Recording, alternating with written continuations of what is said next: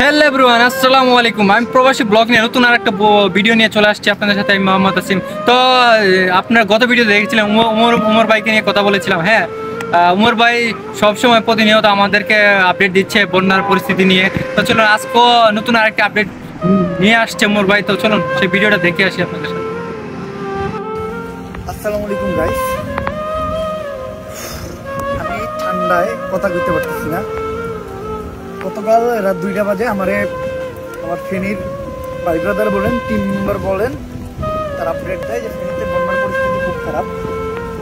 ওই জায়গায় আমার ছোট ছোট টিম, মানে যেগুলোকে আমি আগে ফ্রি ফায়ার খেলতাম, এরকম টিম ফেনীতে, কুমিল্লায়, নোয়াখালীতে বন্যায় কাজ করতেছিল। তো ওদের বেসিক্যালি সাপোর্ট দেওয়ার জন্য আমি রাত 2টা বাজে রওনা দেই ফেনীর উদ্দেশ্যে আমার বাইক নিয়ে, কারণ ওই টাইমে গাড়ির টিকিট পাওয়া পসিবল হইতেছিল না। তো এখন আই থিঙ্ক আমি 14 গ্রাম এর 3 কিলো আগে আছি, আমি কুমিল্লা পার হয়েছি। তো 14 গ্রাম বাজার নাকি পুরাটা ডুবে গেছে। এখান থেকে গাড়ি ঘোড়া কোনো কিছু মুভ করতে পারতেছে না, বিশাল বড় একটা জাম। এমনকি এই যে পিছিয়ে আপনারা যদি দেখেন, বিশাল বড় জাম। হ্যাঁ, আর পানির মাত্রা কেমনে বাড়তেছে আপনাদেরকে দেখাই। এইটা হলো মেন রোড, এই যে পানি, এটা মেন রোড। এই যে পানি, এখনই যদি এই অবস্থা হয়, পানি দিয়ে হুড় হুড় হুড় করে বাড়তেছে। একটু আগে দেখছিলাম আমরা পানি অনেক নিচে, এখনই মেন রোডের কাছাকাছি পানি আয় পড়ছে। আর সামনে মেন রোডে নাকি এই পর্যন্ত পানি। আমার গুগল ম্যাপে বারবার দেখাইছে যে মানে ফ্লোড, মানে ওটা কি কয় যে রাস্তায় পানি উঠছে এরকম। আমি সিলেট যাওয়ার সময় দেখাইছিল, সিলেটের বন্যার সময়। আমি আসলে ওটা ক্লিয়ার করে আমি ভাবছি কোনো মতো হয়তো যেতে পারবো, হয় আঁঠু পানি বা গিরা পানি এরকম কিছু, বাট না।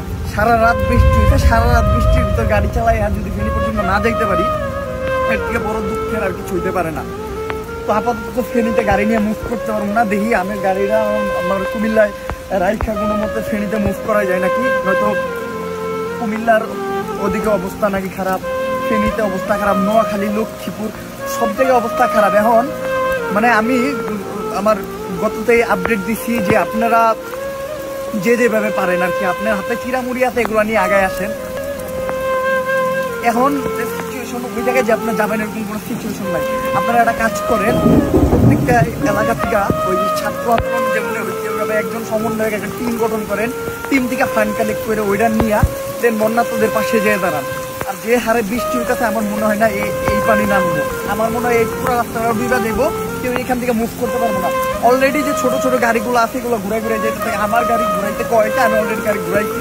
এখন দিয়ে আমি কুমিল্লার দিকে যাবো, কুমিল্লার থেকে দেন মানে কি করা যায় নেক্সট মুভমেন্ট ওইভাবেই হবে। তো দেখছিলেন যে আপনারা যে উমর ভাই কি বলতেছিলেন, প্রতিনিয়ত উনি অনেকটাই পরিশ্রম করে, অনেকটাই কষ্ট করে আমাদের জন্য প্রতিনিয়ত বন্যার যে আপডেট আছে সেগুলো আমাদেরকে দিচ্ছে। হ্যাঁ, এটা অনেকটাই ভালো একটা খবর। আর দেশের বিভিন্ন জায়গাতে যারা অবশ্যই রেস্কিউ টিম যারা যাচ্ছেন, তারা অবশ্যই উমর ভাইয়ের পাশে থাকবেন, ওনাকে সাহায্য করবেন। আর চেষ্টা করবেন অনেক দূরে দূরে বোট নিয়ে যাবেন, যেদিকে পানি বেশি, বন্যায় পরিস্থিতি খারাপ চলছে সেই দিকটায় একটু দেখবেন, কারণ ওই দিকটায় অনেকের বাসা বাড়িতে সবগুলোই ধ্বংস হয়ে গেছে, অনেক কষ্ট করে পানিতে বেশি যাচ্ছে। তো আপনারা সেই জায়গাগুলো ভালো করে দেখবেন আর খবর নেবেন। আর ওমর ভাই সবসময় আমাদের পাশে আছে, আমাদেরকে সবসময় আপডেট দিতে থাকবে, একের পর এক আপডেট দিতে থাকবে বন্যার কী পরিস্থিতি, সেই আপডেট নিয়ে আমরাও আপনাদের সাথে চলে আসবো। আর আজকে এতটুকু পর্যন্ত, সবাই ভালো থাকবেন, নতুন আরেকটা ভিডিও নিয়ে চলে আসবো আপনাদের সাথে। তো ততক্ষণ পর্যন্ত সবাই ভালো থাকেন, আল্লাহ হাফেজ।